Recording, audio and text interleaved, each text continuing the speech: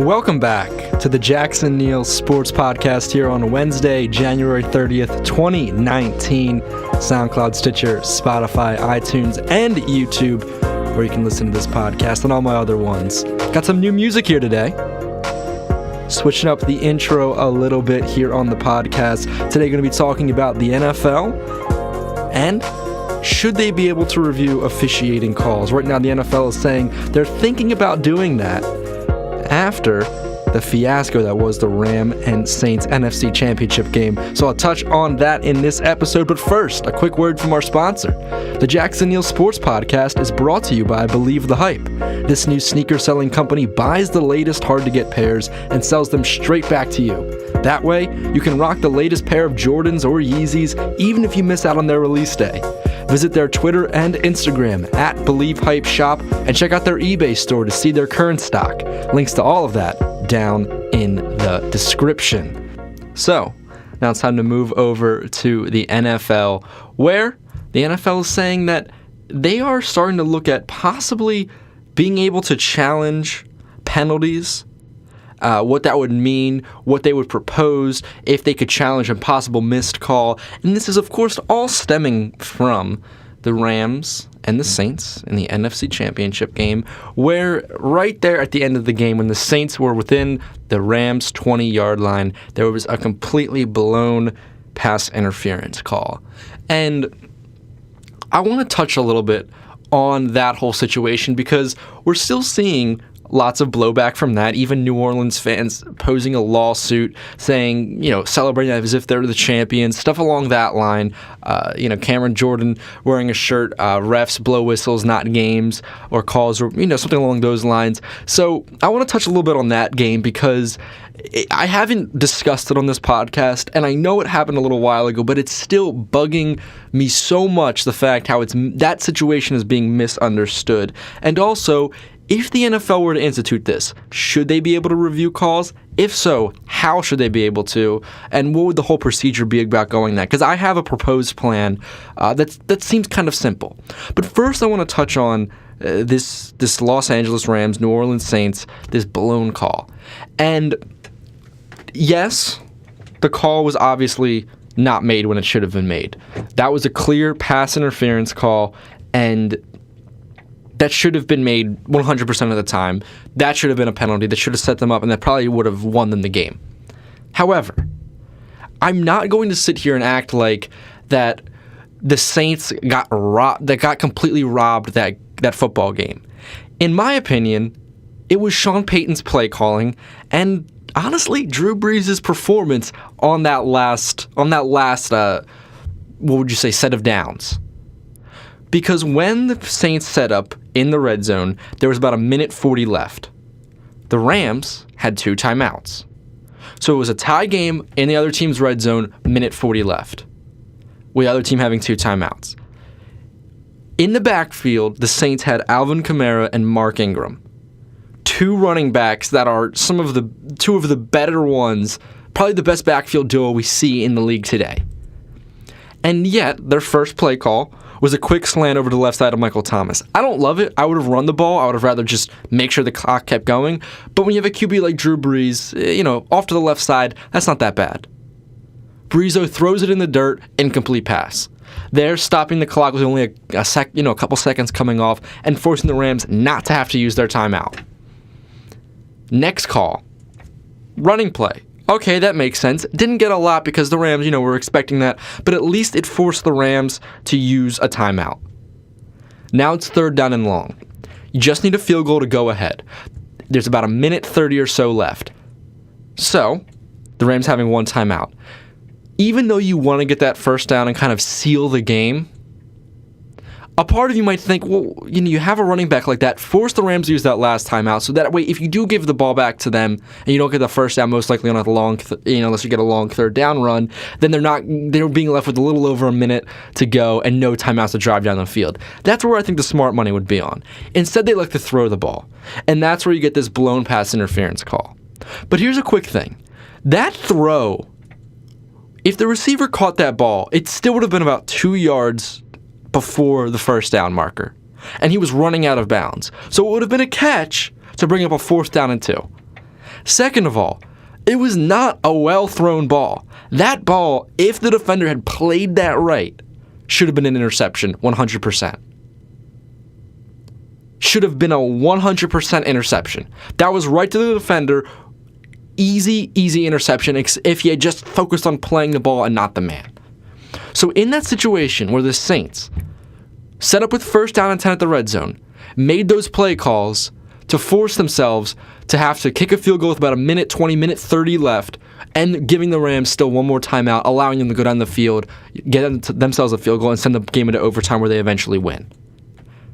If Sean Payton had not, in my opinion, overcoached, if he had run the ball 3 times, even if the Saints had not gotten a first down, which when you consider running the ball 3 times with an offensive line like they have and running backs like Alvin Kamara or Mark Ingram, or even just maybe a screen pass or a swing pass to one of them, even if they didn't get the first down, the Rams would have been forced to use both their timeouts, and there would have been about 50-some seconds left on the clock because on that third down call, the Rams wouldn't be able to stop it. 40 seconds runs off the clock, so they'd kick a field goal with about 50 seconds left. Now, driving down the field to get a matching field goal with about 50 seconds left and no timeouts is a lot different than a minute 20 and 1 timeout. Anybody would admit that. So, first of all, this whole, I guess, pitying of the Saints that the refs completely blew that game, that they should be in the Super Bowl and it's all the refs' fault, is way out of proportion. Yes, that was a blown call, but the play calling and the execution by Drew Brees to get to that point, that's really what put them in. If Drew Brees had made that first quick slant throw, if he had not thrown the ball way behind his receiver, or picked a receiver who was not running out of bounds 2 yards short of the first down line, if Sean Payton had just called some running plays, if all of this had just gone on, it would have been an easy way for the Saints to run off more time off the clock and not giving the Rams much time to kick a field goal. In my scenario, maybe the Rams do go down and kick a field goal in their 50 seconds they have the ball and no timeouts. Maybe they do. But you can't tell me that Sean Payton made the smart play calls right there, and that Drew Brees executed them right. Because I think both of those throws, the one quick slant and the one throw that should have been a pass interference call, both of those were terrible throws. And honestly, that quote-unquote blown pass interference call is a lot better than the interception that should have been. Because he could have intercepted that ball, and the Saints wouldn't have even been able to put up any points on the board, and that could have ended right there before they even went to overtime. So now, with that aside, there was a blown call. There was. I know I don't agree with the play calling or the execution leading up to it, but there was a blown call, and if that call, the right call, had been made on the field, the Saints would have been bailed out, and they would have been given a first down and would have won that football game. No doubt in my mind. No doubt in really anyone's mind. So there was a blown call.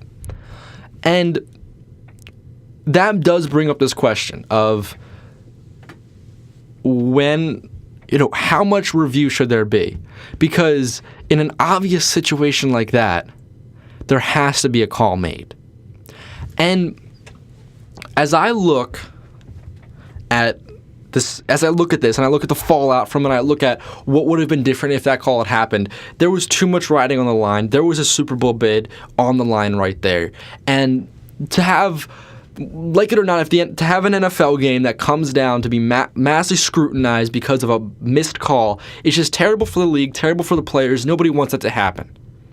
So, my proposed plan, if I could snap my fingers and become the NFL commissioner right now, my proposed plan would be that there would be the ability to have a booth review of officials' calls. How in the NBA there's the people in Secaucus in the league office where they, in Secaucus, New Jersey, where they review the calls back there, and something like that for the NFL, where they're keeping track of the game, and then inside of 2 minutes before halftime and before the end of the game, or how about 5 minutes? I would say 5 minutes, because as we can see, maybe it's not always right in between 2 minutes, but I'd say within 5 minutes, 2 minutes before halftime, 5 minutes before the end of the game, the booth will be able to have the ability in playoff games to review the calls.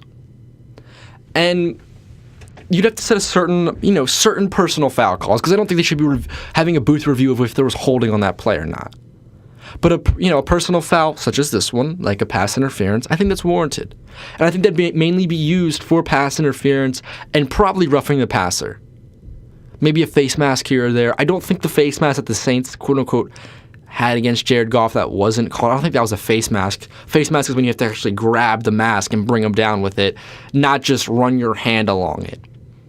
So I think those would probably be the three main ways it would be used. But, just set aside certain personal fouls. So, pass interference, like defensive holding or something along those lines, roughing the passer, face mask, those kind of penalties. And you could only do it in those instances, 2 minutes before halftime and 5 minutes before the end of the game.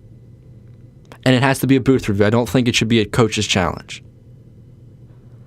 Because then when you get into the coach's challenge, then it gets into all the, you're going to lose a timeout, all that other strategy. And I think it would just be better to have officials back in the league office who are seeing it on giant high-def screens like we are watching it with a super slow-mo replay. I think that would be a good time to do it. And I'd only want it in playoff games. Because there's a certain extent where I know that even if they implemented this rule, there's going to be a Week 17 game where two division opponents are meeting, and something like this is going to happen, and it's going to cost a team a playoff berth. And that's going to be terrible. But at a certain extent, there is so many stoppages in football. There are so many reviewing and challenging and seeing what is exactly right. And the thing is that you can't get every call perfect. You can't. That's impossible. Refs are not any worse now. I mean, I don't really know football that well, way before the days of instant replay since I'm younger. But I could bet that refs are no more worse today than they were before. It's just that we're all watching it on a giant high-def screen in our living rooms with super slow-motion replay that's completely zoomed up.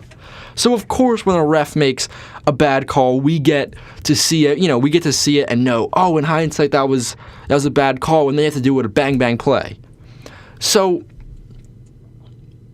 there's going to be a certain amount of human error by officials, and that has to be expected. I mean, unless you want to have a robot be an official for a football game, which I have no idea how that would work out, there's going to be human error involved. There's going to be a level of they're watching this game, they only have it, and they only can see it from a certain angle. They can only see, so much of the play. It's moving in fast motion for them. They're only being able to use their eyes, not blowing up on a giant high-def screen. There's going to be a certain level of human error in that. And while the NFL continually says, we want to, for the competitive nature of our league, they want to maintain that, and it's always played out as that the NFL and pro sports are this competitive field, and the most important thing is the integrity of the game. And while that's a nice thing to think about, and while the integrity of the game is certainly a big part of it, the NFL, first and foremost, is an entertainment company. Do you think that the NFL would care as much about, the whole point of it is to be big. The whole point of it is for people to watch these games on TV, to buy tickets to go see these games. It's an entertainment business. It's a show they're putting on. They get ratings like TV shows. People spend money to go watch it like they would like a concert or a theater production or something along those lines. It's an entertainment business first and foremost. That's what NFL is. That's what the NBA is. That's what pro sports are. They're an entertainment business. While the integrity of the sport and seeing who's best certainly is a big part of it, at the end of the day, they're all about making money. If it was just about the integrity of the game and seeing who the best is, do you think the NFL would care as much about getting their billions of dollars of TV contracts or promoting the game as much as possible? Because if it's just about the integrity of the game, who cares who watches? Who cares if it's on TV or not? We're just playing a football game. We want to see who the best is. Who cares if people watch it or people come and see them? It's just about seeing who's best. Obviously, that's not the case. It's an entertainment company first and foremost. And with that, you have to understand that NFL games are so long. There are so many replays. And while that is helping the quality of the game, it just slows everything down. I know I get frustrated watching football games sometimes where it just feels like it's reaching a standstill because it's review after review, replay after replay. And while I appreciate that we now have the technology to go back and look at that, at a certain point, we can't be reviewing every play. We have to understand that now, like it was before, officials will make bad calls.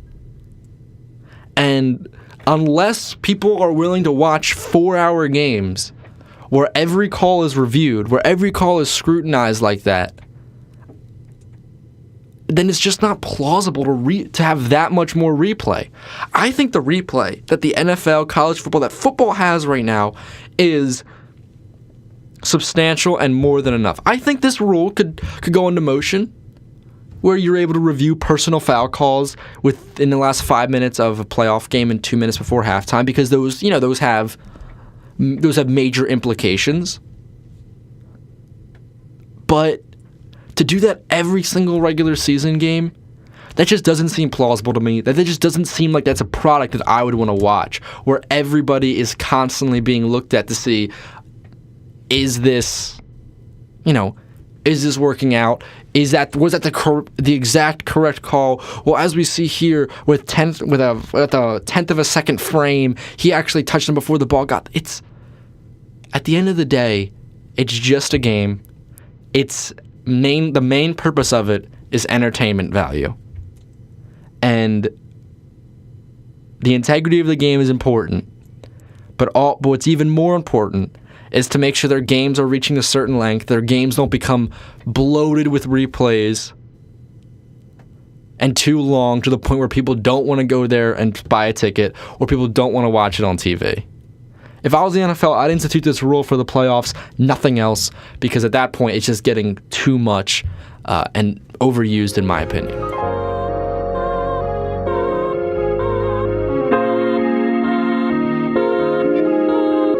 With that'll wrap it up for this edition of the Jackson Neill Sports Podcast. Thank you so much for listening here on Wednesday, January 30th, 2019. Remember to subscribe to us on your favorite podcast feed, whether it's SoundCloud, Stitcher, iTunes, YouTube, Spotify, anything you like to subscribe on, you can find this podcast. Also, if you could rate and review this podcast on iTunes, that would be much appreciated. Remember to follow me on Instagram and Twitter at JacksonNeill20. Catch all the links to my latest podcast. Got some cool musician interviews in the works from Anything Goes to Jackson Neill, so make sure to check all that out. Links to those down in the description. And also, remember, the Jackson Neill Sports Podcast is brought to you by Believe the Hype.